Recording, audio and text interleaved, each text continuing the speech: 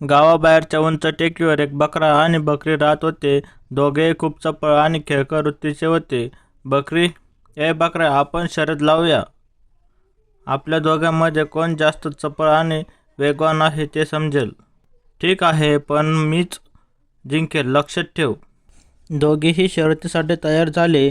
त्यांनी एक रेषा आखली आणि शर्यत सुरू झाली.